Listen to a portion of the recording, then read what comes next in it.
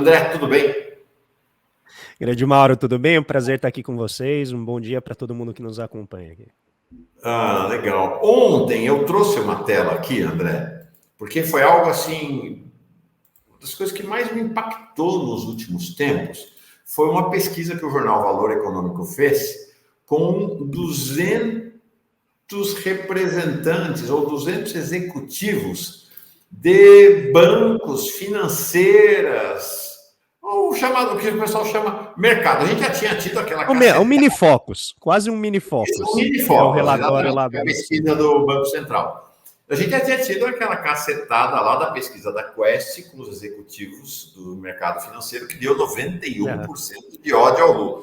Agora, essa pesquisa me chamou muito a atenção, André, porque ela foi a projeção que o mercado fazia, ou estava fazendo, para o anúncio que será feito hoje em relação à taxa de juro.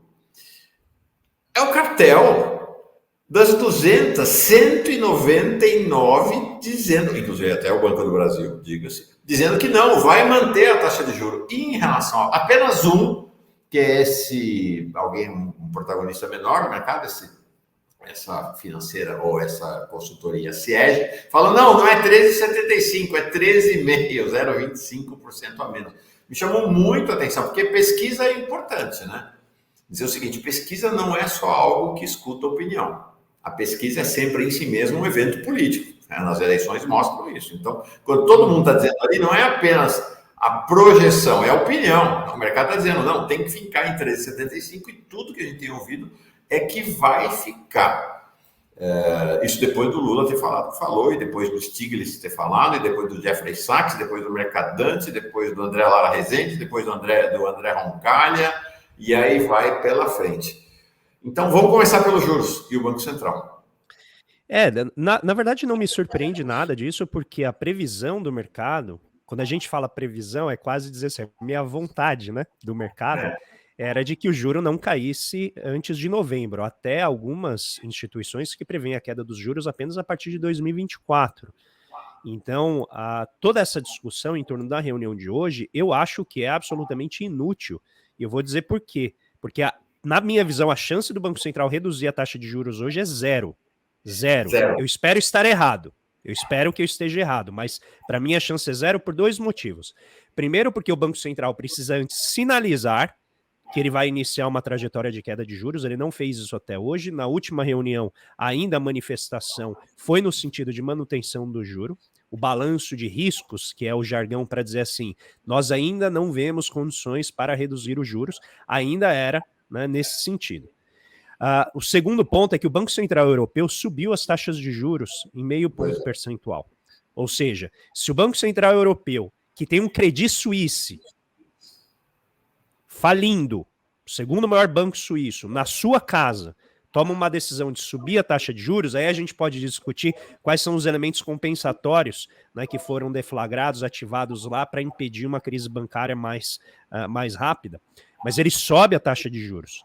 Então isso para mim indica que o Banco Central brasileiro, como a decisão hoje vai ser sincronizada com a decisão do Banco Central americano, então eu acho que a cautela, entre aspas, vai ditar a manutenção da taxa de juros por enquanto. Entendeu? Então, assim, que as financeiras, o pessoal acha que o juro não vai cair, para mim isso aí tá dado, né? Você olha o Boletim Focus, isso já está colocado ali. Acho que se cair, vai cair a partir de agosto e talvez, e esse é o ponto central da reunião de hoje, vai ser a redação da minuta, que é mais ou menos um resumo do resumo da ata que vai sair daqui 4 dias úteis, deve sair terça ou quarta-feira que vem, que vai sinalizar com um pouco mais de detalhe a decisão. E aí, só já dando a brecha para um tema que pode vir daqui a pouco, quem faz a redação dessa minuta é exatamente o diretor de política monetária, que é um deles que está sendo, né, escolhido agora. Nós vamos falar dele daqui a pouquinho, mas, André, tudo bem, no final das contas acabou sendo que estava esperada essa decisão do Banco Central. Mas é uma afronta ao Brasil, né? A gente viu quando eu digo, mas, Mauro, só qualificar, quando eu digo a discussão ser inútil, não é porque a gente não deva fazer, é mais porque assim, o mercado, né, nesse sentido... Porque já está decidido, né? Eu estou dizendo assim, a gente pode debater os efeitos sobre o Brasil e a gente deve fazer, mas assim, se vai ou não cair, eu acho que é inútil, não vai cair, entendeu? Se for cair, sabe essa coisa, não, mas vai reduzir o juro. Não vai reduzir o juro. Se for reduzir o juro, ele vai avisar hoje, entendeu? O que eu estou dizendo é que a decisão de hoje não vai avisar hoje que pode reduzir no futuro, né? E eventualmente, né, se o balanço de risco nos próximos 45 dias estiverem sinalizando um alívio das condições, aí ele pode vir a antecipar o início da queda de juros. É isso que eu estou dizendo. Não há nada, esse é o meu ponto, não há absolutamente nada que justifique, dentro da mentalidade dos diretores do Banco Central, uma queda hoje. É esse o meu ponto. E do ponto de vista político é ainda pior, porque se o Banco Central fizer a redução da taxa de juros hoje, a partir das suas comunicações anteriores, vai ser uma reedição do que eles chamam de surpresa. Entendeu? E esse é o meu ponto. Eu acho muito difícil, com uma presidência como Roberto Campos Neto, que haja, né, vamos dizer assim, uma sensibilização com essa rapidez aos pleitos do governo. Agora, André, já na sexta-feira, foi algo, para mim, surpreendente. Não sei, queria que você explicasse também o quanto de surpresa, já que surpresa é um tema para nós, nossa conversa hoje, quanto de surpresa tem nisso. Eu fiquei surpreso com o anúncio da área econômica do governo de rebaixando a previsão de crescimento para 1,6, né? O governo Bolsonaro entregou o país com 2, né? Que já era um desastre. Ele rebaixou para 1,6, portanto, um cenário de 1,6 é quase zero, né? 1,6 não é efetivamente crescimento econômico. Então, você tem um país que não cresce e uma taxa de juros que esmaga o país. É uma equação bombástica, né? Me parece. Posso estar enganado, mas me parece bombástico. Né? Até um pouco melhor do que a previsão anterior do mercado, que era de 0,8, né? Tem até algumas vozes de mercado que dizem que não vai crescer nada, né? Então, comparativamente às visões de mercado, foi uma melhoria, mas eu acho, de fato, substancialmente muito menor do que a gente poderia crescer. Mas eu acho que isso também tem a ver um pouco com a maneira como a Fazenda está tocando, né, as discussões, de uma maneira, na minha visão, excessivamente cautelosa, focando, eu acho que entrando na pauta do mercado. Esse, para mim, é o principal problema. A Fazenda deveria ter um pouco mais de capacidade de iniciativa, no sentido de pautar, né, o debate. Eu acho que isso eles não estão conseguindo fazer. Pode ser talvez fruto de uma equipe que está ainda, né, iniciando o seu comando ali da pasta, pode ser um pouco da dinâmica do Haddad mesmo, de tentar, né, fazer uma conciliação maior com os interesses que ameaçam esse governo. A gente não pode, né, nunca descartar isso. Esse é um governo sitiado do ponto de vista das forças políticas, militares e financeiras, que o ameaçam cotidianamente, e também pelo fato de ter uma diversidade de forças políticas muito grandes internamente a ele. E a gente sabe que isso, evidentemente, mina um pouco a ousadia do governo. E aí você tem o presidente Lula, né, que se insurge contra uma série de dificuldades que o governo dele enfrenta, mas isso acaba não sendo reproduzido por parte dos ministros, né? Com exceção de um ou outro que acaba enfrentando de uma maneira um pouco mais vocal, né? Várias dessas limitações que o governo enfrenta. Então eu acho que poderia sim ser um pouco mais ousado, né, no sentido da previsão de crescimento, se a gente conseguisse avançar no convencimento da sociedade, algo que o Lula vem falando, né? Essa semana ele falou de novo do jeito dele, né, muito provocativo, que a gente vai investir em saúde e educação. Ou seja, no momento que o mundo inteiro está fazendo investimentos nesse sentido, se endividando pesadamente para recobrar e restaurar a atividade econômica depois da crise, né, que a pandemia impôs sobre as sociedades, eu acho que focar na discussão de que a gente vai ampliar o investimento, mas que esse investimento vai para áreas que são fundamentais para a restauração da paz social e da própria capacidade de crescimento da economia, eu acho que poderiam, né, turbinar ou informar uma decisão e uma previsão um pouquinho mais otimista. Mas, André, exatamente nisso, eu não consigo entender essa estratégia do Haddad e da equipe dele. Né?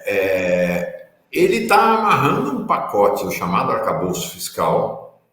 Eu tenho conversado no Congresso, os parlamentares de esquerda, claro, estão meio perplexos, porque estava combinado que o jogo é para agosto.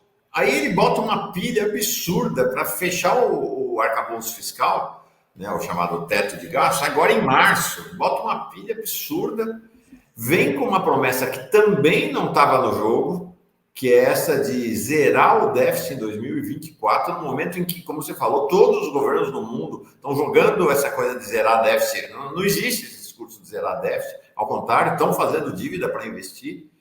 E aí sai com essa informação ontem o Randolph de que saúde e educação vão estar dentro do novo teto de gastos. O Haddad, depois, diante da repercussão ruim, falou, não, vai ter uma regra de transição para saúde e educação, porque é um negócio afrontoso, né? O Lula, na véspera, tinha dito que não tem teto de gastos para saúde e educação. Então, assim, me parece que assim, a minha sensação que dá, ele está entregando até mais do que o mercado quer, né? Nem o mercado está esperando.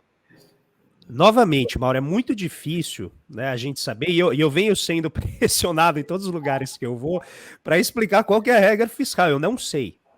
O que eu sei até agora, né, do ponto de vista conceitual, que foi isso que acabou sendo vazado e que gerou bastante insatisfação da parte do Haddad, é que vai ter uma combinação de trajetória de dívida, isso eu acho muito importante, porque aí você pode convencer a sociedade de que tudo bem ter um pouco mais de dívida agora no curto prazo, para você poder restaurar, né, e reconstruir as capacidades do Estado, investimento público em várias áreas, principalmente em infraestrutura, né, e aí você conseguiria, né, ganhar um pouco mais de tempo para estabilizar a dívida. Mas veio também as outras duas regras, que é você ter alguma forma de meta de superávit primário, que me parece problemático, porque meta de superávit é pró-cíclica, ou seja, no momento que a gente precisa da atuação do Estado, essa meta joga contra, ela faz com que o Estado tenha que gastar menos. E a terceira, que é a questão do limite de gastos. A que menos me preocupa é o limite de gastos, e eu vou te explicar por quê. Porque você pode fazer uma regra suficientemente ampla em que aquilo que é importante tem espaço. O problema não é ter limite de gastos. O problema é como vai ser parametrizado esse limite de gastos. Deixa eu explicar isso, porque, em geral, as pessoas têm dificuldade de entender, porque é realmente algo técnico, é chato de entender. Você pode definir uma regra e o parâmetro vai dizer quanto tempo essa regra tem para ser atingida ou para ser respeitada. Então você pode definir que é uma trajetória de dívida, mas no parâmetro ele vai dizer assim, olha, essa trajetória de dívida vai demorar 1, 2, 3 ou 4 anos para você atingir. Qual que é o tempo necessário para você chegar nesse resultado? E isso afeta a decisão hoje. Então, se eu tenho que atingir essa meta em 1 ano, eu vou ter que apertar os cintos muito mais rapidamente, muito mais forte. Se eu posso atingir essa meta em 4 anos, então eu posso gastar mais agora, restaurar e priorizar os investimentos que a gente precisa fazer e a gente deixa a economia fazer parte do resultado. O que significa isso? Se eu aumento o investimento público hoje, duas coisas ocorrem. Primeiro, a gente afeta várias áreas importantes da economia do ponto de vista social, saúde, educação, farmácia popular, investimento em inovação, infraestrutura, que vão fazer o PIB crescer. O PIB crescendo, ele puxa o setor privado, que hoje, como a gente está vendo, né, tá ali tentando manter a cabeça acima da água, quase se afogando com juros estratosféricos como a gente tem. Isso faz o PIB crescer. Fazendo o PIB crescer, a dinâmica da dívida se estabiliza de uma maneira positiva. Não vai ser aquilo que a gente imagina, né, que é um crescimento exorbitante, mas certamente maior do que 1,6. Não nos esqueçamos que em 2022, a previsão de crescimento era de 0,6. E o Paulo Guedes entregou quase 3. Ou seja, é possível reverter essa trajetória se houver uma sinalização clara da prioridade do investimento público, da prioridade do investimento social e do crescimento econômico. Dá para reverter ainda. E o segundo ponto muito importante nessa parametrização é qual que vai ser o peso e a prioridade dos investimentos essenciais. Isso não está claro.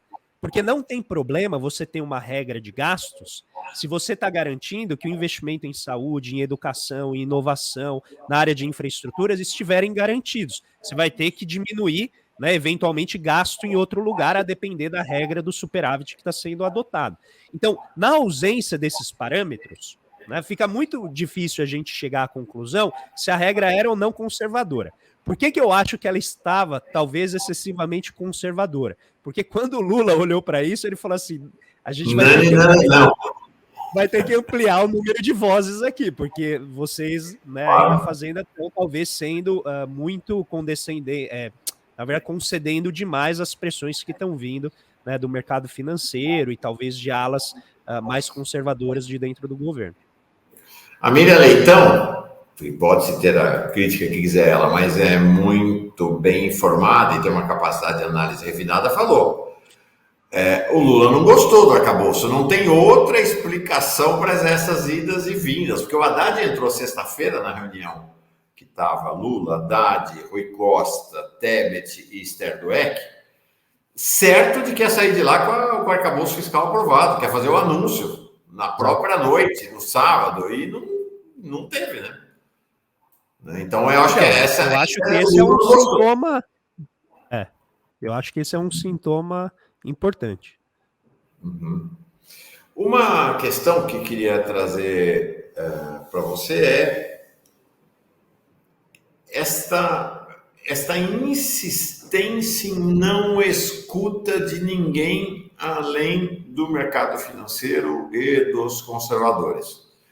Eu não vejo, eu posso estar enganado, se eu tiver outras informações, me dê, que eu estou louco para ter boas informações nessa área, mas eu não vejo o Ministério da Fazenda ou do Planejamento reunido com centrais sindicais, com movimentos sociais, com outras entidades, além das entidades do mercado financeiro e do empresariado, para discutir arcabouço fiscal, para discutir reforma tributária. Eu acho que tem um cenário aí de uma interdição do debate, como se o movimento sindical, os movimentos sociais, as pessoas fossem incompetentes para participar desse debate.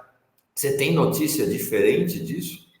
Não tenho notícia de que haja reuniões oficiais né, atraindo esses outros setores para discutir. Até onde eu sei, realmente a discussão, eu não sei nem quanto que ela está abrindo para empresários, para ser sincero.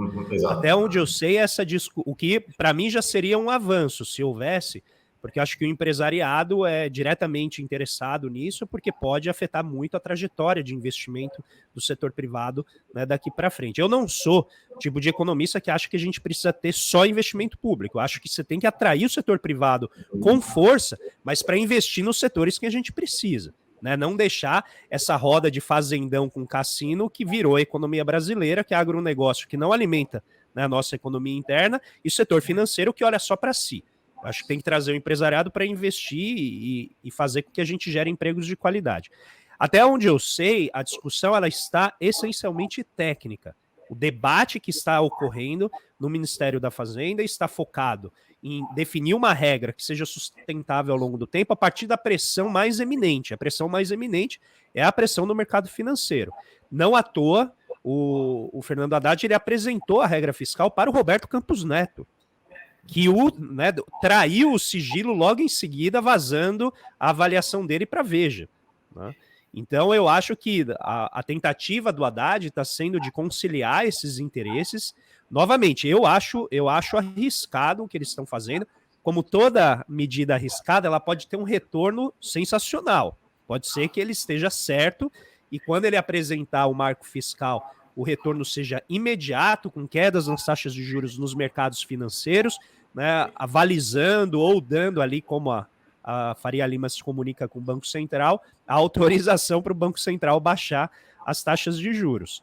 Pode ser que seja assim. Na minha visão, ao fazer isso, como você está colocando, Mauro, a gente exclui setores importantes que têm um interesse direto na definição desse marco fiscal e pode, qual que é o risco? Diminuir a base de apoio do governo em termos populares. Então, se der certo, e novamente a torcida é sempre que dê certo, né, eu não sei qual que é a implicação, o Eduardo Costa Pinto, que vai vir aqui, pode falar um pouco mais da economia política disso, né, se isso vai ser visto pelo mercado como uma concessão bem comportada, no sentido de é um governo, olha, que dá para a gente confiar, não vai dar cavalo de pau em transatlântico, então a partir daqui nós vamos apoiar mais as medidas do governo. Historicamente não é assim que ocorre. Então, por isso que eu acho arriscado deteriorar a base de apoio do governo ao não discutir amplamente esse marco fiscal, que, novamente, apenas o desenho do marco eu acho que já seria um aumento da transparência dessa discussão. Né? Eu sei que tem muito medo da parte do Ministério da Fazenda com relação assim, a se isso vazar, poder agitar demais os mercados e isso aumentar, né, o poder de pressão sobre o governo, mas eu acho que tem uma outra parte que é a segunda parte da discussão, que é a parametrização. Você pode divulgar o conceito, deixar as pessoas discutindo e, com isso, entender melhor quais são as pressões em termos de quais parâmetros adotar para a regra fiscal. E eu acho que essa discussão toda ela está muito ali fechadinha, né, com pessoas de... Até porque, vamos combinar, né? Se você explica o conceito para alguns, ele já não é mais sigiloso e secreto, né? Você escolheu alguns para discutir o conceito. No caso dele, o Campos Neto, o Lira, um parlamentar ontem estava surpreso, falando... Não, tem vários economistas de outras pastas que já tiveram acesso também. Pois é, o Haddad foi conversar sexta-feira, inclusive, antes de ir para o Planalto, com o Lira, sobre exatamente o conceito desenho, da reforma. Né? Então, por que não conversa com a CUT sobre o conceito? Essa é uma indagação do governo do PT. Uma última questão... E aí vem, e só um ponto, né? Historicamente, os planos que eles são discutidos de maneira muito fechada, eles, em geral, têm uma rebordosa forte da sociedade. Né? A gente veio, apesar de todas as limitações em termos da questão industrial e comercial aqui no Brasil, o Plano Real ele foi um plano discutido razoavelmente com transparência, uma vez que teve o desenho dele. O desenho ele foi discutido de maneira sigilosa, depois do desenho foi ampliado, né, o debate e comunicado gradualmente à sociedade. O risco, novamente, é o que eu falei, pode ser que dê certo e a gente esteja aqui errado, e pode ser que não dê. Na minha visão, o risco maior é de, ao não se comunicar com os diferentes setores da sociedade, atrair, né, ou deteriorar a base de apoio, que eventualmente pode se dar na real questão, que é a parametrização. Porque a parametrização que vai responder a primeira pergunta-chave, que é qual é o tempo que nós temos, qual é o espaço que a gente tem para investir. Esse é o ponto-chave dessa reforma. Ou seja, quanto que a gente pode ampliar de gasto hoje, sem ficar agitando temores no mercado financeiro e atender aos anseios da sociedade que elegeu esse governo. Então a gente viu, não sei se você chegou a ver acho que foi um levantamento que o Metrópolis fez sobre se gasto em saúde e educação é investimento ou é gasto. 74% acho que é investimento, na linha do que, né, o Lula colocou intuitivamente lá do jeito dele. Ou seja, se é investimento, qual é o problema de investir nisso? Então eu acho que se a gente conseguisse migrar... Metrópolis não foi feita com o pessoal lá do Focus, né? Não foi feita lá no mercado financeiro. Certamente não, porque ali é investimento só quando é os filhos deles, né? Quando é para a sociedade como um todo, aí é gasto que tem que entrar dentro do teto. Deixa eu te fazer uma questão. Nós vamos entrar no assunto dessas indicações do Haddad para o Banco Central, mas antes, queria te fazer uma pergunta que você nos esclarecesse. Esta semana, a indústria automobilística anunciou a paralisação na produção nas linhas de montagem por, em parte, falta de matéria-prima, mas, sobretudo, falta de demanda. Qual a relevância e qual o sinal isso faz num governo, inclusive num contexto de um governo que opera na lógica da reindustrialização do país? Não, é dramático, né? Você vê, e é um número alto de montadoras, assim, são 6 ou 7 que estão antecipando férias, né? Fazendo uma paralisação. E, na minha visão, isso é o prenúncio do que está se avizinhando. Quando elas fazem antecipação de férias, é dizendo assim, eu não tenho motivo para continuar trabalhando porque não tem demanda. Eu estou produzindo automóvel, tem custo para você armazenar os automóveis, né, nos pátios, e tem um limite ali de armazenamento, e eles dificilmente estão conseguindo escoar essa produção. E isso é resultado também um pouco desse entrave. Você tem taxas de juros muito elevadas que vão asfixiando a atividade econômica, as empresas não conseguem operar, porque isso afeta o que a gente chama o mercado de juro de curto prazo, que é capital de giro, que é quanto que a empresa pega emprestado para poder manter a sua produção antes dela vender. Se ela não está vendendo, e aí ela chega no mercado financeiro, a taxa de juros está exorbitante, porque o risco de crédito, né, das empresas aumentou muito por conta do efeito a lojas americanas e várias outras, né, que estão entrando em recuperação judicial e afins, fica muito difícil para essa área que é um setor que emprega muita gente, cada vez, né, a tendência é empregar menos por conta da inovação tecnológica, mas ainda emprega muita gente, é ainda um setor muito relevante e melhor, com empregos de qualidade, né, empregos com direitos, né, garantidos, férias. Então, a gente está falando de um setor que não é um setor descartável e, na minha visão, pode ser ali o canário na mina, né? Aquela ideia de que nas minas, né, lá no século XIX, o pessoal colocava o canário porque eles absorviam os gases tóxicos, simulando o momento em que haveria ali alguma explosão, algum problema maior. Então, é um sintoma que me chama a atenção e, novamente, vai se construindo um cenário que eu sempre temi desde o início do ano, que é aceitar esta dependência do marco fiscal como a chave que abre todas as possibilidades, né, seria esse risco, porque geraria esse risco. Se você não conseguir entregar o marco fiscal de uma maneira a antecipar a queda dos juros, aumentar o investimento, toda a economia fica em compasso de espera.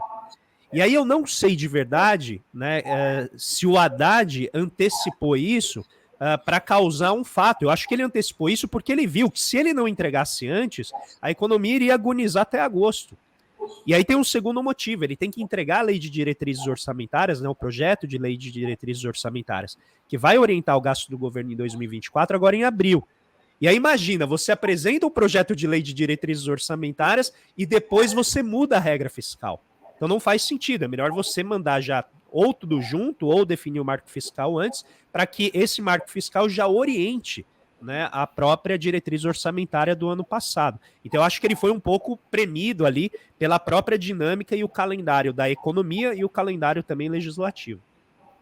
Agora, esse cenário da indústria automobilística, com essa decisão da indústria automobilística, né, que é um sintoma, com esta promessa de uma política fiscal super contracionista, né, falando em déficit zero em 2024 e as taxas de juros na lua, estamos liquidados, né? Eu acho, novamente, a gente tem que entender qual que é essa regra fiscal. Tá? Existe possibilidade de você... eu acho que déficit zero em 2024 talvez seja muito agressivo. Tá? Me parece, a não ser que eles tenham alguma ideia de como fazer isso por meio de crescimento econômico. Porque um dos parâmetros da nova regra é que, como você não tem mais esse teto que vai comprimindo as despesas de maneira automática, você pode gerar um resultado desse via crescimento econômico. Mas, novamente, 1,6 de crescimento econômico não zera o déficit em 2024. Porque você teria que ter o que a gente chama de um carregamento estatístico de um ano para outro, né, que geraria esse efeito turbinado na forma de receitas que faria com que o déficit caísse. Segundo, a reforma tributária ela só vai ter efeito a partir de 2025. Ela não vai ter efeito no ano que vem. Então, em termos de arrecadação, dificilmente, né, você teria, do ponto de vista concreto da medida, um efeito já em 2024. Então, quando a gente vai eliminando os critérios que poderiam gerar esse resultado, a previsão de crescimento teria que ser muito maior do que 1,6. E teria que contar com uma queda de juro muito maior, né, para que você pudesse ter esse resultado. Então, como tem essas variáveis em aberto, o resultado de zerar o déficit em 2024, na minha visão, sinaliza talvez esse conservadorismo que incomodou o Rui Costa, incomodou, né, o Lula quando eles viram o desenho, talvez ali, ou uma proposta de parametrização, né, desse novo marco fiscal. Perfeito. Legal.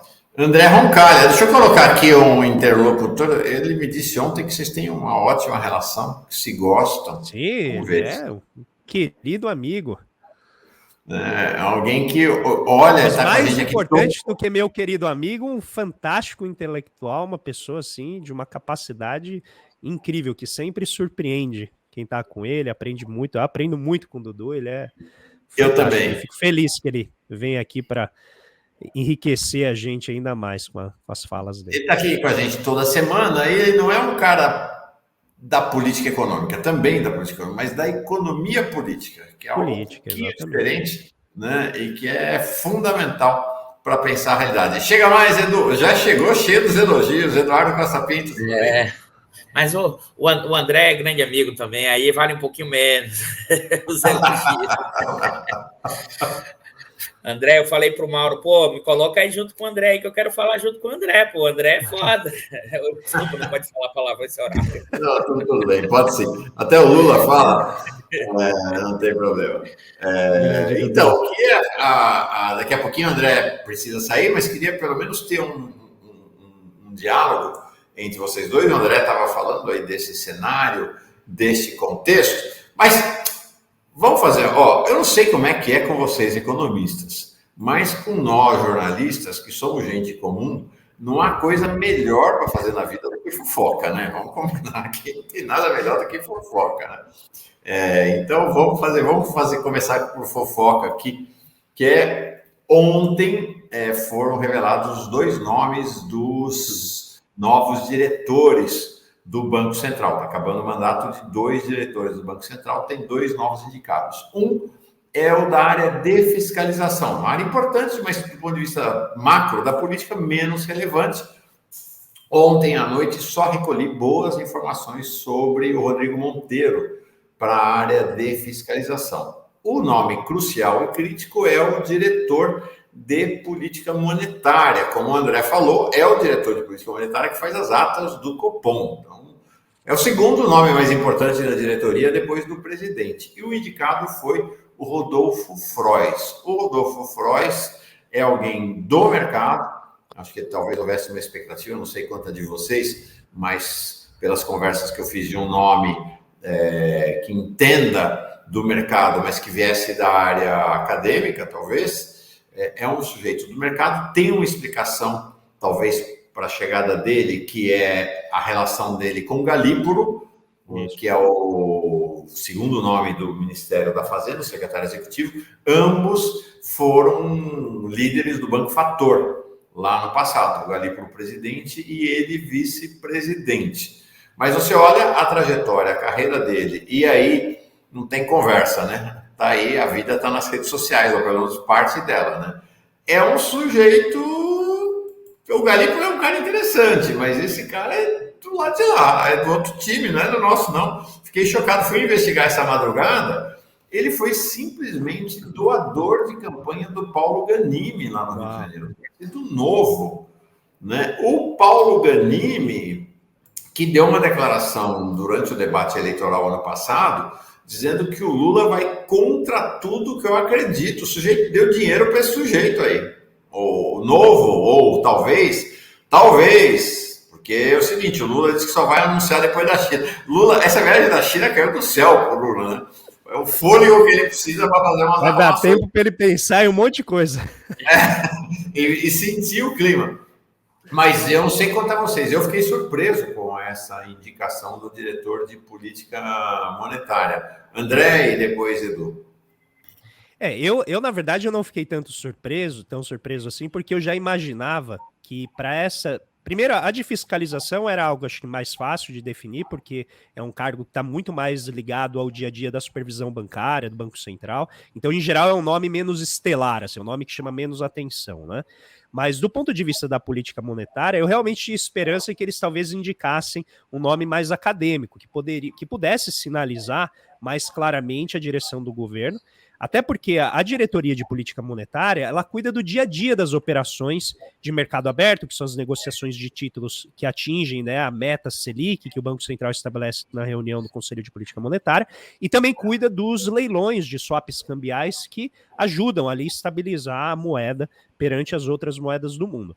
Então, eu esperava que talvez o Lula fosse dar uma sinalização nesse sentido, mas eu, em face de como o Haddad vem tocando o Ministério da Fazenda na relação com o mercado, tentando conciliar para talvez suavizar o caminho, né, de um novo marco fiscal e a relação com o Banco Central, que não melindre tanto o mercado a ponto de eventualmente criar instabilidade, eu imaginei que eles fossem buscar um nome insípido, inodoro e muito pouco estelar, no sentido de, olha que simbólica essa indicação do Lula a essa diretoria. E o Rodolfo Frois, eu acho que ele cumpre ali todo o checklist, né, de não ameaça, de pouca simbologia no sentido da indicação.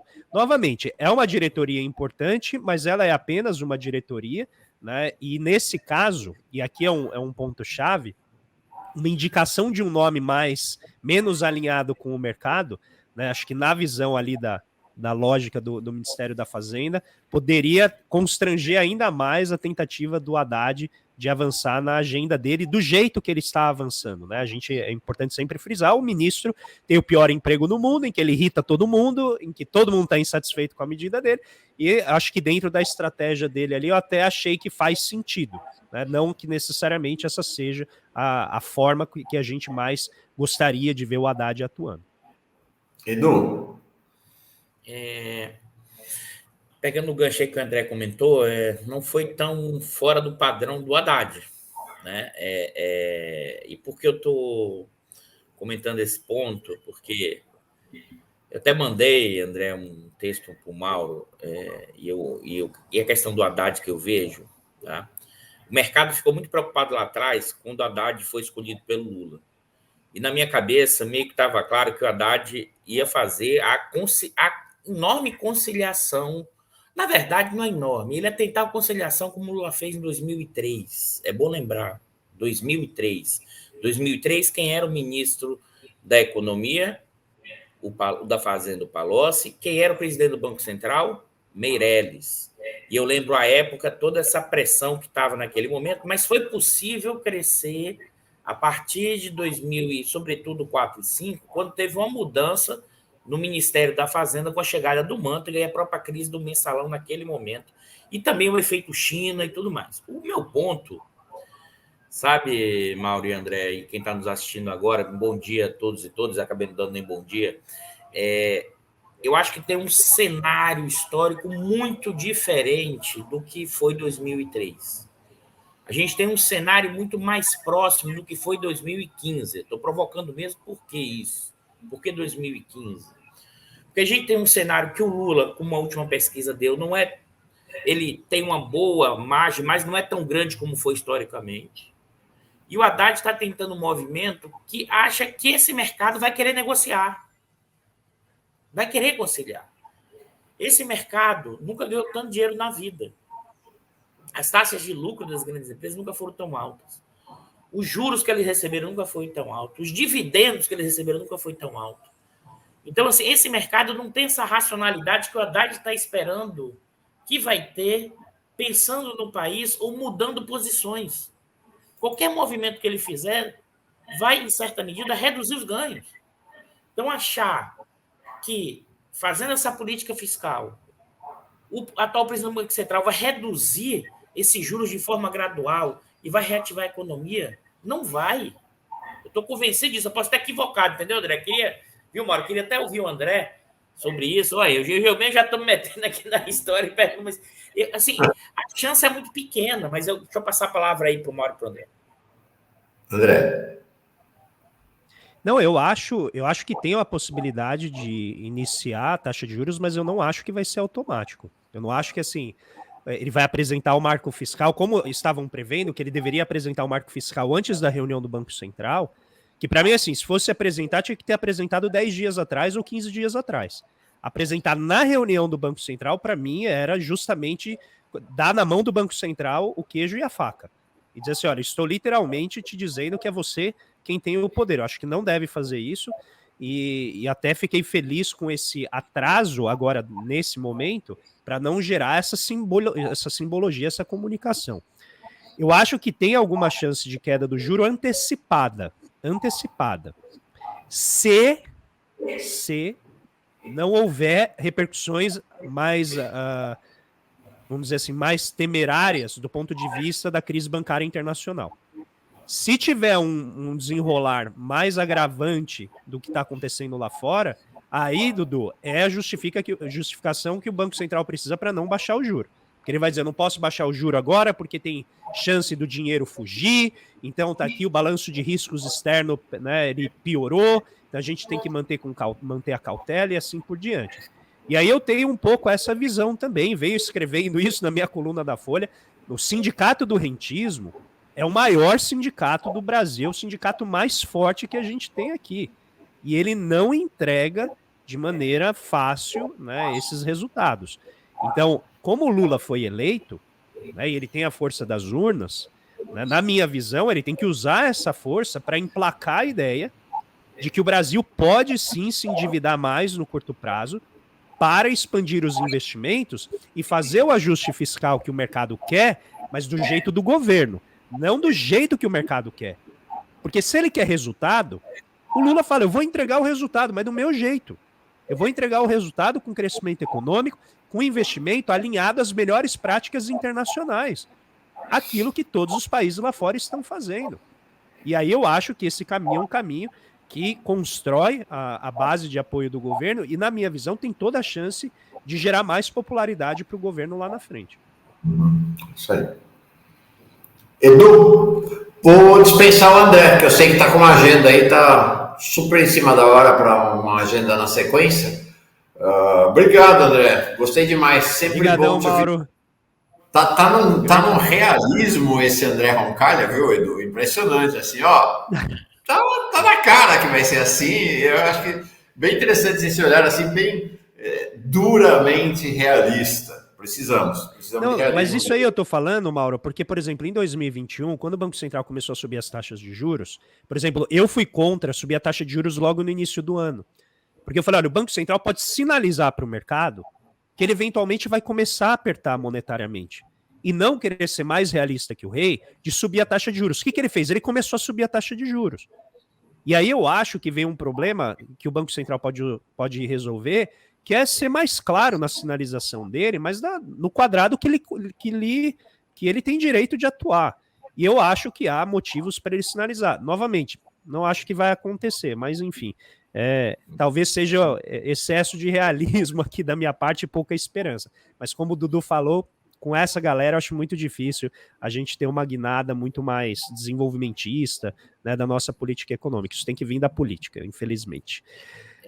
André, eu até conversando com o Mauro aqui outro dia, antes de deixar o André sair, mas o que você acha também? Que assim, eu acho que o atual presidente ele faz muita barbeiragem. Ele abaixou a taxa de juros mais do que o possível naquele momento e agora aumentou a taxa de juros muito mais do que o instrumento. Assim, a minha sensação é de que, tanto é que ele vai ligar para o André Esteves e perguntar se a taxa de juros está na posição certa. Ou seja, eu acho que ele tem dificuldade de operar dentro dos instrumentos do marco da teoria neoclássica, ou seja, ele não tem uma dificuldade de operar esse processo. Queria te ouvir, porque, assim, tanto eu acho que ele baixou muito a taxa de juros ali naquele momento do spread, como ele acelerou para subir, parece que ele não tem um time dos mecanismos, entendeu?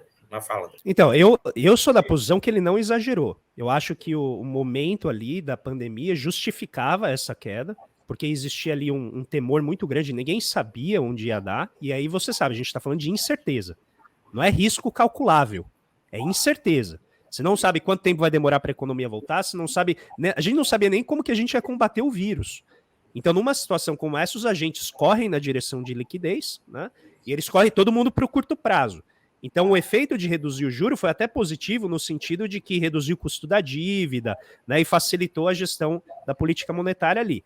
O problema maior que eu vejo foi que, quando ele aceita essa narrativa, né, de que isso veio muito do mercado financeiro, que não havia possibilidade de manter a política monetária daquela maneira, aí ele fala assim, agora eu tenho que correr atrás da curva. Ele tem que convencer o mercado financeiro de que ele não errou. E aqui vem um problema maior, porque não é nem o ritmo de crescimento da taxa de juros só. Onde ele erra mais é na definição das metas de inflação cadentes para 2023 e 2024. Porque era ele sinalizando assim, essa situação que agora me obrigou a reduzir o juro para 2%, vai permanecer por vários anos à frente, a ponto de você reduzir a meta de inflação em 23 e 24. Quando ele toma essa decisão, né, a partir da participação no Conselho Monetário Nacional, qual que é o resultado? É calibrar na visão do mercado financeiro a necessidade de manter o juro elevado por muito tempo, até a inflação começar a convergir, novamente, no prazo interanual, para metas de inflação cada vez mais baixas. Qual que é o resultado? A gente tem um Banco Central hoje que tem uma meta implícita, não era aquilo que eles acusavam o Tombini de ter? Lá quando o Tombini começou a reduzir a taxa de juros, né, a revelia das expectativas de mercado, o Tombini tem uma meta de inflação implícita, porque ele não está atingindo a meta que ele pressupõe. Roberto Campos Neto tem meta de inflação implícita. Ele não vai atingir a meta que está estabelecida pelo Conselho Monetário Nacional. Não atingiu nos últimos 2 anos e não vai atingir esse ano também. Por que aqui não causa nenhum problema?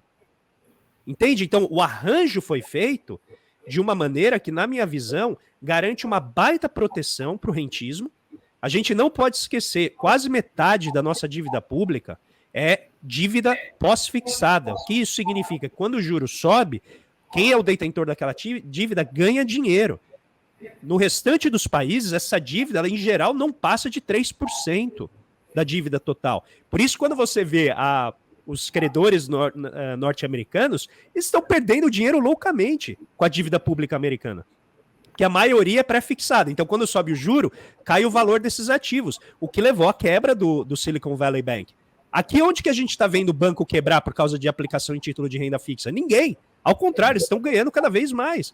Então, o arranjo da nossa política monetária, a partir do tipo de ativos que o Tesouro emite, né, que é o sistema Selic, ele gera uma proteção que não existe para ninguém mais na sociedade. Ninguém mais. Nenhum setor tem a proteção que os detentores de ativos da dívida pública brasileira têm. Em nenhuma área. Nem o agro tem essa proteção. O agro tem muito subsídio, mas ele não tem essa proteção que o setor financeiro tem.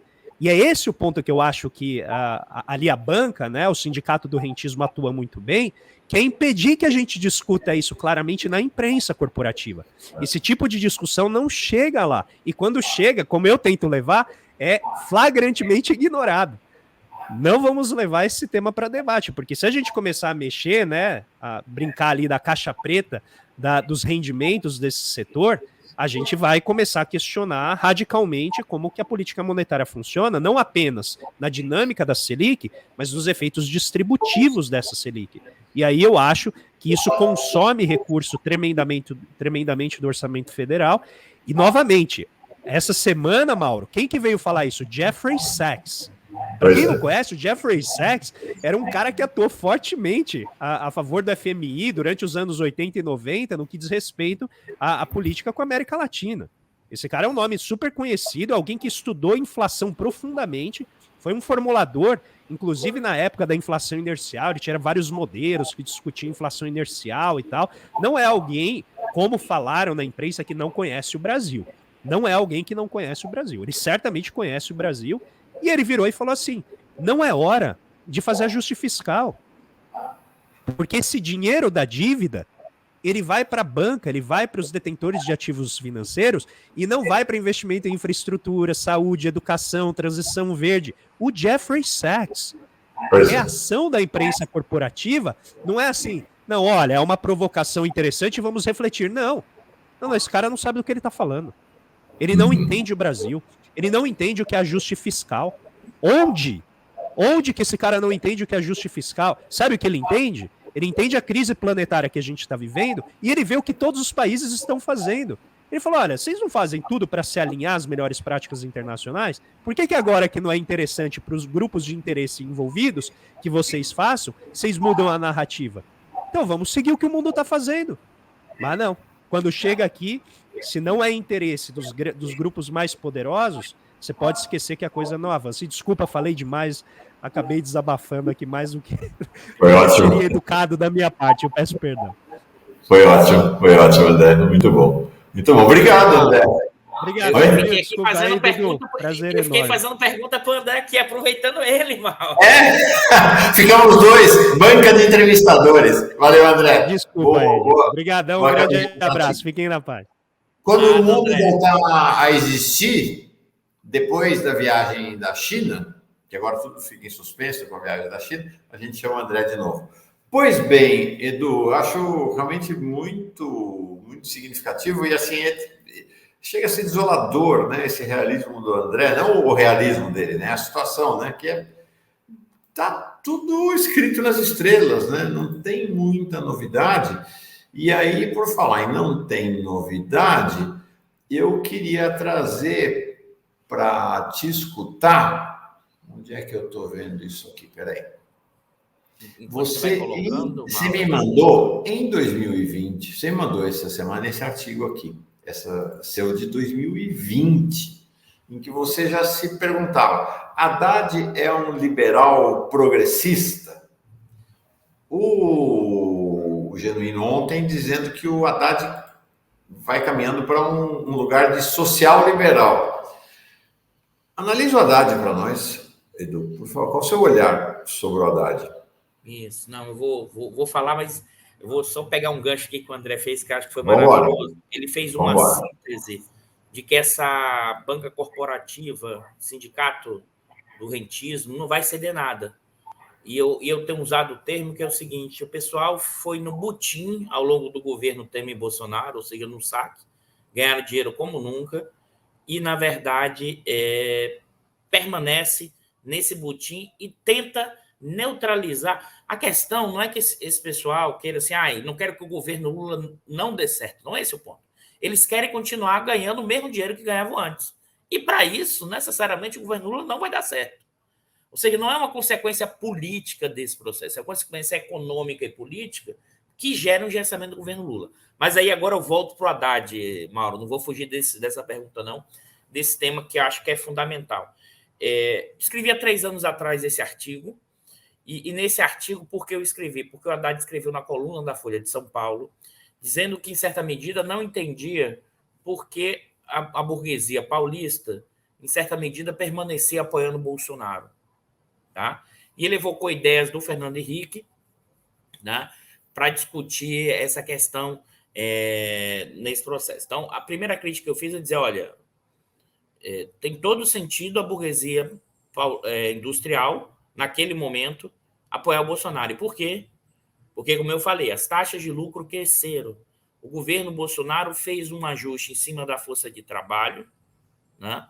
Em certa medida ali, juros mais baixos, mas também esse ajuste em cima da força de trabalho, as mudanças regulatórias, a redução dos custos para os empresários que sobraram passaram a ganhar bastante dinheiro. Bastante dinheiro, bastante dinheiro. Tá mal. Agora, o que eu vejo no Haddad, na trajetória do Haddad? Alguém poderia estar dizendo, mas o Haddad não escreveu livro, inclusive, sobre Marx? Como é que você está chamando o Haddad de liberal? Né? O Haddad não tem toda uma discussão importante. O que eu percebo do Haddad na discussão econômica há bastante tempo, né? O Haddad tem um argumento e a lógica, e se reforça agora, a ideia de que o crescimento econômico estaria vinculado a regras claras e expectativas. Esse é o argumento desde 2016, da mudança de política econômica com um golpe. Né? Na verdade, minto, não é 16 não, Mauro, é 15 com Levy. É 15 com Levy. Isso é a teoria econômica neoliberal, neoclássica, tradicional, né? Que inclusive está sob questionamento depois da crise de 2008 nos Estados Unidos. Como o próprio André falou aqui, o Jeffrey Sachs, né? É porque tem reinterpretações importantes depois da crise de 2008. A questão toda que eu vejo o Haddad, e aí provocando não é só o Haddad, tem uma questão importante que é como se estruturam as elites em São Paulo, Mauro. Ou seja, tem uma proximidade, aquilo que agora me falhou o nome, na sociologia chama de comunidades eletivas. Que sentido é isso? Olha, tem um pessoal que faz USP, aí vai ser gestor de fundos. E um vai ser político e um vai ser marxista ou pseudo-marxista. Né? Por que eu estou fazendo essa provocação? Porque todos depois se encontram para tomar um chopp ou vinho. Então, eles não se enxergam como lados diferentes do mesmo processo. E é um pouco mais do que isso. Em certa medida, todo mundo parece que quer fazer parte do clube, do clubinho. Né? Por que eu estou chamando a atenção disso? Eu acho que isso, né, em certa medida, a forma como o Haddad está conduzindo, nesse primeiro momento, a política econômica agora, né, não é nada diferente do que o Haddad pensa na questão econômica. O Haddad saiu, foi professor licenciado da USP para ir para o INSPER. Tá? São seus amigos, e não vejo nenhum problema ser amigo de liberal, mas assim, amigo no sentido que influencia as ideias. O Marcos Lisboa e o Samuel Pessoa são 2 liberais empedernidos. Eu, inclusive, com o Samuel Pessoa, fiz algumas discussões sobre Petrobras. que utiliza os dados de qualquer jeito para chegar nos seus resultados. Tá? E o Haddad acha que, na cabeça dele, que é uma conciliação, um encontro entre, por exemplo, o PT e o PSDB para pensar na gestão do Brasil. Só que ele esqueceu que o PSDB acabou, pessoal. Eu sei que pode ter gente falando, o PSDB acabou. O que existe é o bolsonarismo. Né? E alguns liberais, que no fundo, quem opera, querendo manter os interesses dessa burguesia. Então, o Haddad, na minha leitura, né, ele não está fazendo nada diferente do que ele acredita, Mauro. Aqui acho que esse é o ponto. Ele acredita, né, que fazendo esse tipo de política mais conservadora, o lado monetário vai destravar e vai voltar a gerar crescimento da economia. Isso, em tese, tem sentido, Mauro, porque tem sentido. Em tese, por um lado mais liberal, que é o seguinte, olha, eu crio um ambiente de negócio, eu crio marcos seguros, isso gera investimento. Uhum. O problema, Mauro, que mesmo em tese, no caso brasileiro, né, o que a gente viu nos últimos 6 anos? Caos, confusão, problemas políticos, né, ataque à democracia. E o que a gente viu com as taxas de lucro das empresas brasileiras nos últimos 4 anos, Mauro? Crescimento. Né? Esses capitalistas estão bem, os que sobraram.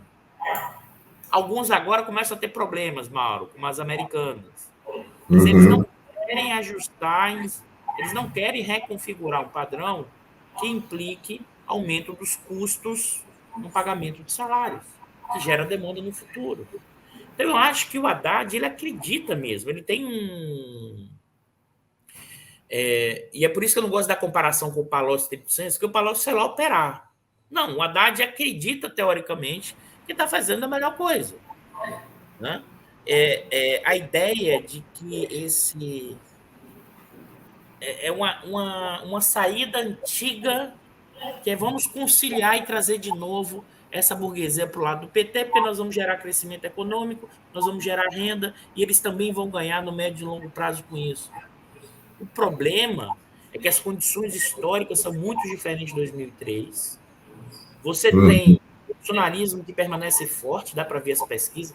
Mauro, a última pesquisa mostrou que o pessoal tem medo do comunismo, 32% da população brasileira.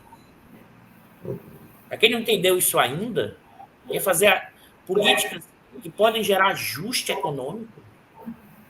Os militares estão recuados, Mauro, estão paradinhos. Mas se começar a balançar de novo, eles voltam todos bolsonaristas. As pessoas não entenderam isso ainda. Eles apenas deram um recuo estratégico e ficaram parados porque fizeram muita besteira. Né? Realmente, alguém está até comentando, né, que dizendo que o Haddad é progressista. Talvez o conservadorismo do título não seja mais adequado, Mauro, mas sabe o que eu acho? O Haddad é uma pessoa mais próxima de um neoliberalismo progressista. Eu não disse aqui, nos costumes, o Haddad é um progressista. Mas se você olha o termo que a Nancy Fraser cunhou nos Estados Unidos, a esquerda norte-americana ela virou um neoliberal progressista. Na questão econômica, né? Qual é a discussão no plano econômico? Olha, o mercado, os técnicos, tudo é populismo. A diferença está no progressismo, a questão dos valores dos costumes. A Globo, né? É a Globo. A Globo. Isso. Eu sou a favor do liberalismo dos costumes, mas que tenha política econômica que gere renda para o trabalhador. Esse mecanismo do liberalismo progressista, né, no mundo, é um dos elementos fundamentais para entender o crescimento da extrema-direita. Que foi o Levin em 2005 no governo Dilma, Mauro. Um desastre. Fazendo política econômica de ajuste. Então, assim, eu sei que início é sempre demorado para fazer os ajustes. Tem que ter um time. Mas nós não temos esse time. O Lula sabe que nós não temos esse time. Né? E, em certa medida, a ida à China e o Lula sinalizou que provavelmente o que a Haddad apresentou será modificado, Mauro. Hoje eu não tenho dúvida nenhuma.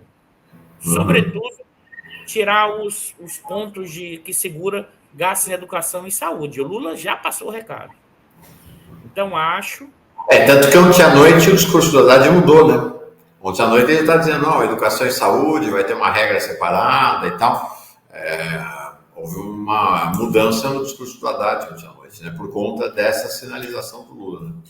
O que eu acho importante, Mauro, é entender o seguinte, que eu acho fundamental. O Lula está passando o recado desde 2000, desde quase um ano e meio antes da campanha, Mauro, começar, no dia 7 de setembro de 2021, o Lula está passando o recado do que ele quer na gestão da política econômica, né? O pessoal parece que não está escutando o Lula ou está fazendo ouvido de mercador. O Lula está dando o recado para todo mundo nas várias áreas, o que ele quer. Então, se você vem com um pacote que não está conectado com o que ele quer, ele vai falar, opa, ajusta aqui, ajusta ali. O que ele quer? O que ele quer na política econômica? Qual é o recado dele desses últimos 2 anos? Mauro, 5 coisas. Vou falar aqui de novo. Aqui no seu não, aqui é o Lula falando. Tá? Colocar o pobre de volta no orçamento. Tá? Isso, inclusive, a Haddad, quando assumiu o Ministério da Fazenda, colocou, o discurso dele falou isso, parecido com o do Lula. 2, aumentar o investimento público, que significa quebrar o teto dos gastos. Ele falou, aumentar o investimento público. Tanto é que o Lula falou aí que vai, no STF, tá essas notícias do Jornalões, dizendo que o Lula vai no STF contra a privatização da Eletrobras. E ele não tinha falado isso na campanha, tá, Mauro? Não. O que ele tinha falado era aumentar o investimento público, colocar o pobre de volta no orçamento, colocar o rico no imposto de renda, tá? Colocar o rico no imposto de renda, tá? Mudar a política de preço da Petrobras, que significa mudar a política de distribuição de dividendos, de política de preço, tá? Deixa eu ver qual é a outra que me falhou, Mal. Investimento, pobre no orçamento, rico no imposto de renda, Petrobras, a mudança da política de preço, a questão de dividendos, e o quinto elemento, e agora me falhou, Mauro, o que o Lula, além dessa discussão... Também. Ou seja, na medida em que Haddad, ou Tebet, ou outros ministros não entreguem suas políticas setoriais, né? Porque o Haddad, apesar de ser o ministro da Economia, é uma política setorial. De acordo com esse projeto, o Lula vai mandar readequado, que é o que aparentemente aconteceu com o Haddad agora. Sim, mas é esse que é o ponto. Eu acho que as pessoas não, assim, mesmo no campo da esquerda progressista, não entendeu que o Lula não estava apenas fazendo um discurso eleitoral, não. O Lula entendeu que se ele não conseguir fazer isso, né, o bolsonarismo cresce. Aquilo que eu tenho falado aqui, o Lula quer sair muito maior do que entrou.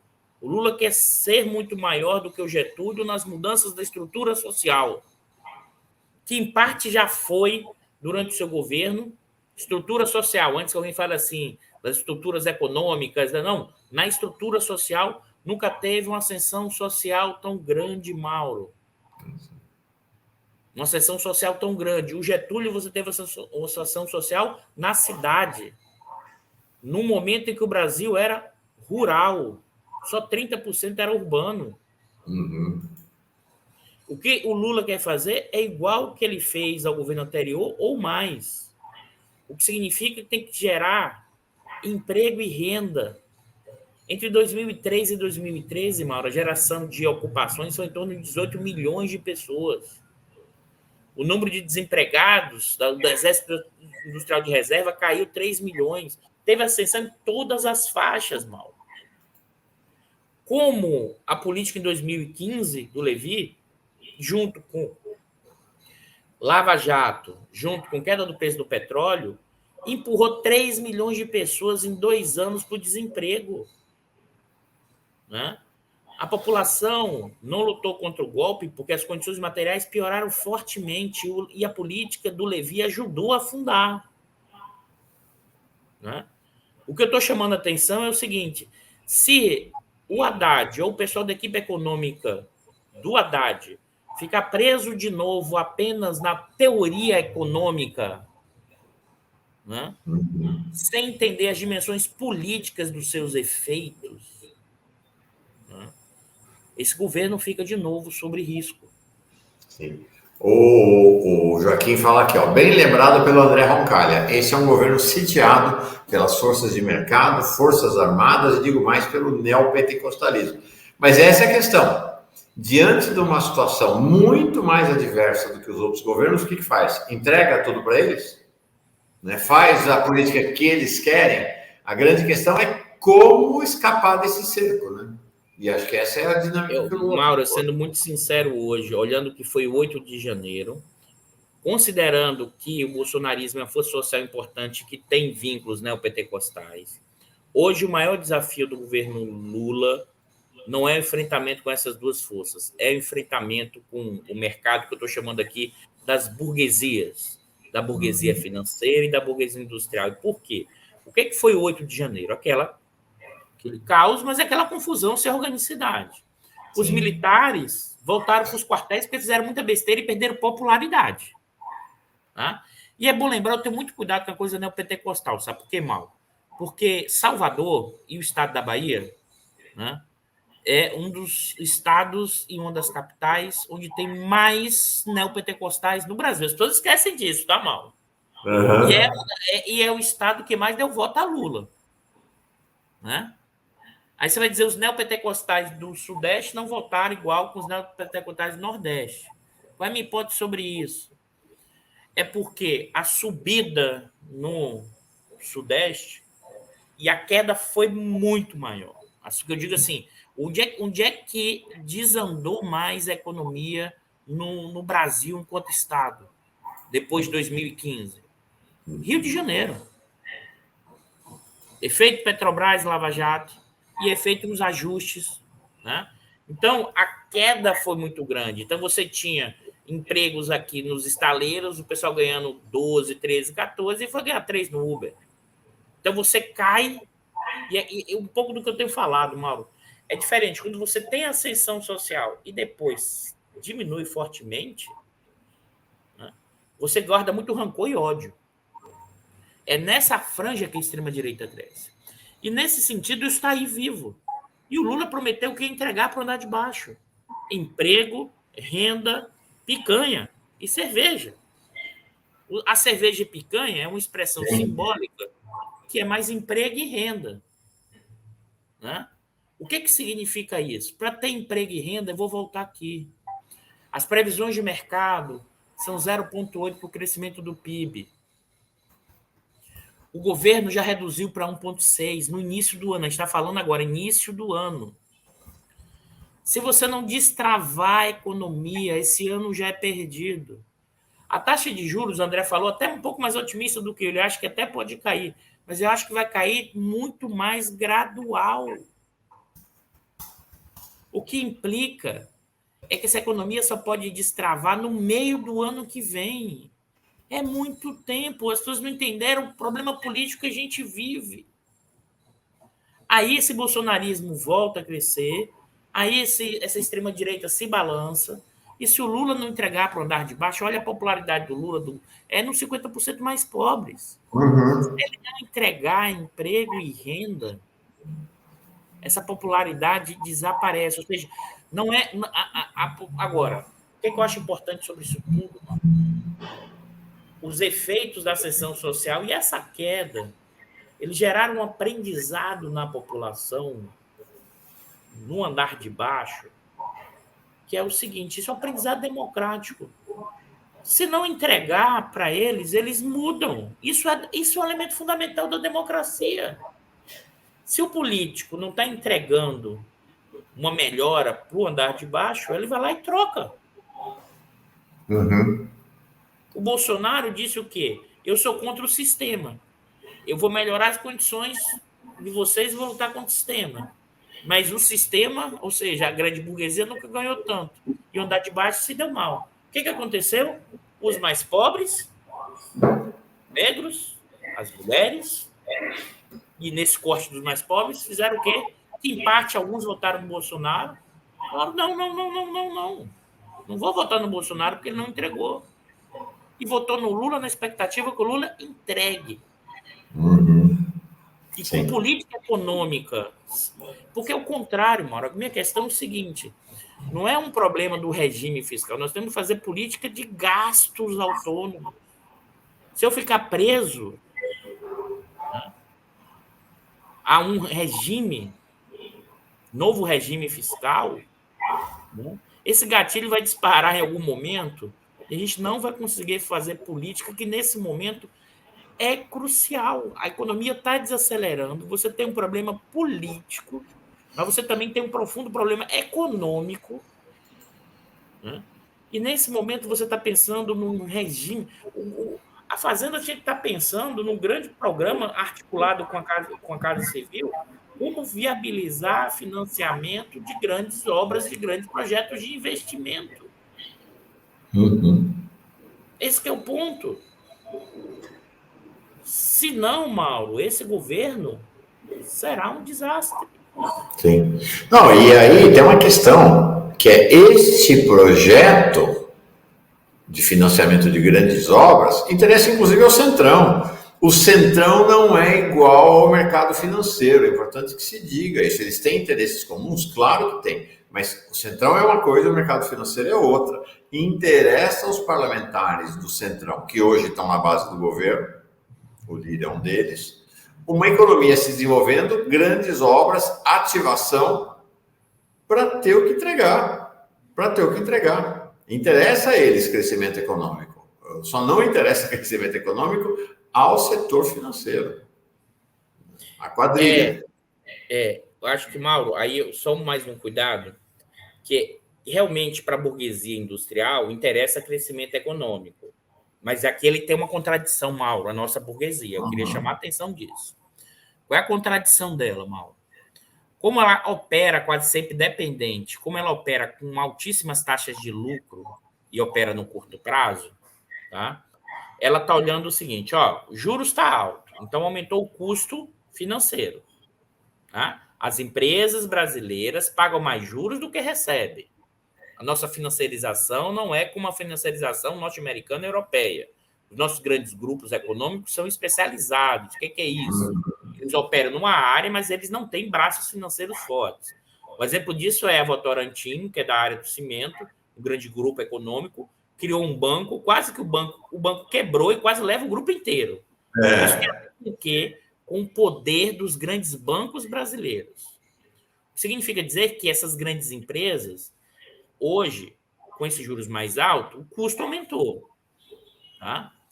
E aí, Mauro, ela olha o seguinte, eu quero crescimento econômico, mas eu não quero pagar salário maior, porque vai aumentar o custo da força de trabalho. Então, nesse momento, tem uma tensão, por quê? Porque ela quer crescimento, entre aspas, mas ela quer crescimento que não gere aumento do salário. Que é o conflito salarial, que é uma das formas que a luta de classe se expressa. Isso aqui não precisa ser marxista, não, Mauro. Isso aqui basta ler o Adam Smith. Capitalista quer mais lucro, trabalhador quer mais salário, e eles têm força diametralmente direção opostas. Isso aqui, pessoal, é Adam Smith, o pai do liberalismo, tá falando. Por que eu estou chamando a atenção disso, Mauro? Porque o enfrentamento não é só com a banca financeira. Sim. Olha o que aconteceu na Fiesp. O presidente da Fiesp, que é mais próximo, que é o filho do... É o Alencar. Filho do Alencar, José Gomes. O Zé Gomes, né? Tá puxando de ser derrubado na Fiesp. Mas por quê? Não é porque só politicamente, não. Porque os industriais brasileiros que sobraram querem o ajuste em cima da força de trabalho. Esse que é aqui é a contradição. Por isso que não assim, a minha... Não é que eu não acho que... Quando é possível conciliar, tem que conciliar, entendeu, Mauro? Acho que, inclusive, eu não tenho nenhum medo de dizer que a conciliação que foi possível ali em 2015 e 2016 gerou uma profunda mudança na estrutura social brasileira. Alguém colocou aqui no chat, não, Lula é de direita. Não, não. Essa mudança na estrutura social gerou uma profunda mudança, inclusive no conflito distributivo. 2013 é o maior número de greves da história brasileira.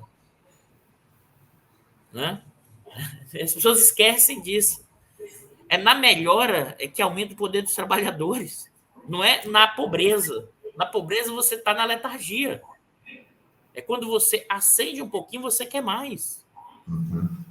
E nesse sentido, quando o Lula fala, eu quero dar comida, só que picanha e cerveja, né? Às vezes a esquerda fala, a esquerda com uma certa mais radicalidade, pô, isso é muito bobo, tem que dar... Não, pessoal, desculpa.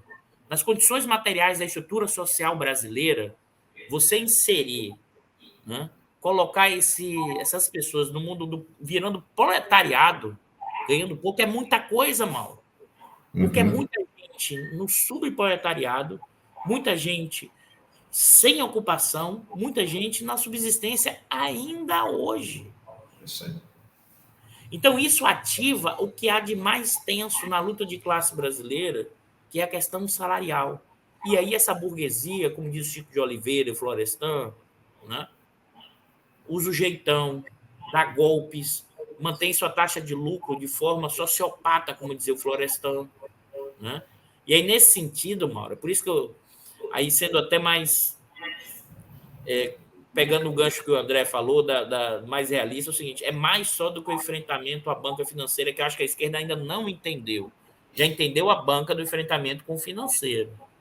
Mas haverá um enfrentamento também com essa burguesia industrial, com esses CEOs, que são gestores dessa burguesia industrial, porque eles são uma coisa sui generis, que são liberais na economia e conservadores nos costumes.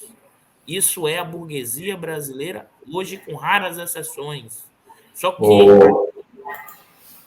Edu, o Zezito lembra aqui, né? Eu acho que é um eco da sua fala. Olha o exemplo da esquerda na Itália, na França, e olha o exemplo da França. Greve geral hoje. O Macron pode acabar entregando a França para a extrema-direita, do jeito que vai a coisa lá. Essa reforma previdenciária. A chance é grande, Mal. É grande. E é porque fazendo o quê? Reforma previdenciária. Pois é. Subindo por fora do Congresso francês, subindo por decreto, a idade mínima de 62 para 64. Está tendo rebelião na rua. Agora, politicamente, quem deve faturar vai ser a extrema-direita. O Macron é aquilo mais próximo do que hoje se discute aqui na chamada terceira via. Exatamente. O Macron é a terceira via francesa, né? Que está fazendo todos os ajustes. O que o Temer fez aqui depois do golpe. Né? Reforma trabalhista, reforma previdenciária, né? O Temer e o Bolsonaro. Privatização. Eles só lá eles não privatizam na escala aqui, né? Que é maluquice que os caras fazem aqui, no caso das empresas lá. Quando os chineses tentaram comprar, eles já estatizaram. Mas aqui é uma coisa surreal.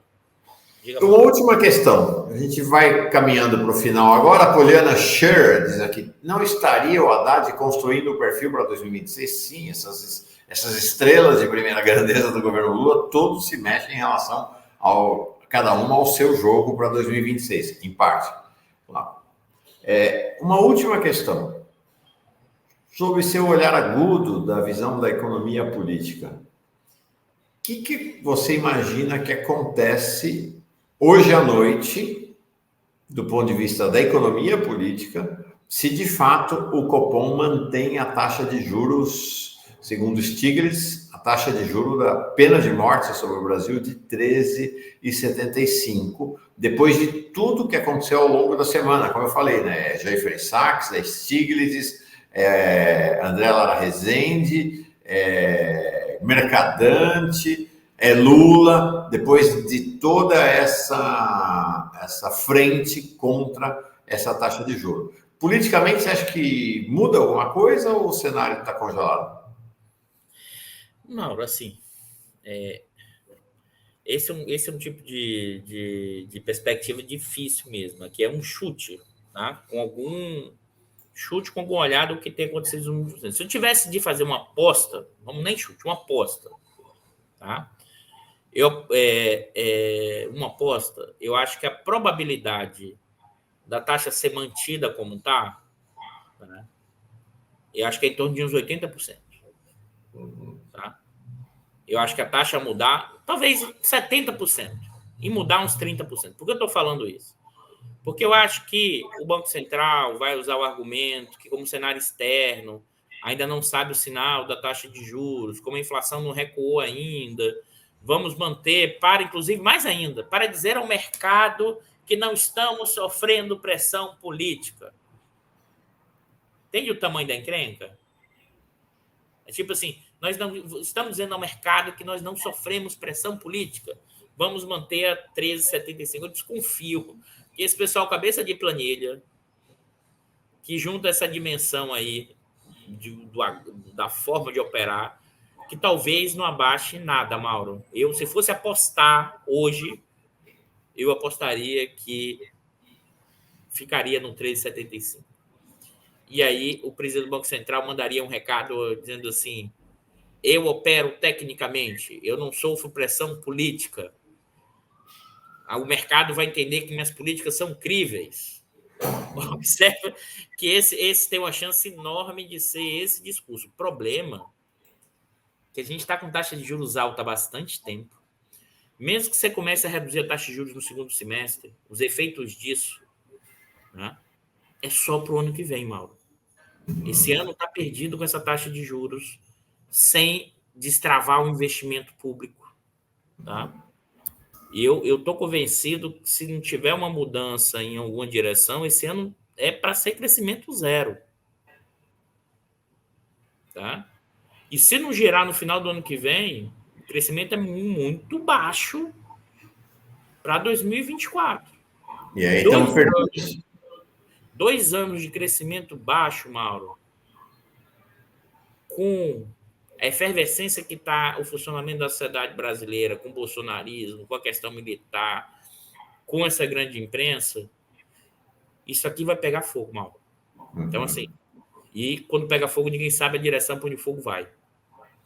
Então, assim, eu acho que o Lula tem um sentimento e um feeling disso, mas uma boa parte da esquerda não. Acho, inclusive, porque aqui tem uma leitura de um erro, voltando para o Haddad, o Haddad realmente acha que o golpe de 16 é muito mais da cena política e da dificuldade da Dilma de fazer política do que o fenômeno estrutural, entendeu, Mauro?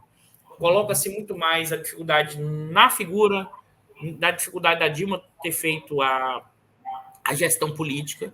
Eu acho isso um equívoco.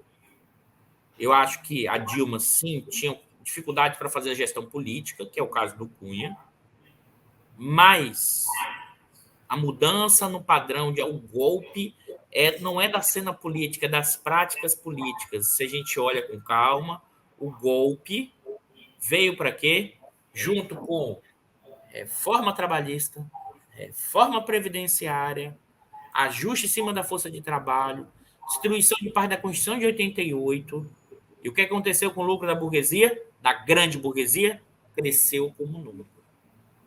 Então, o golpe de 16, pessoal, né, não é da cena política, é da prática política.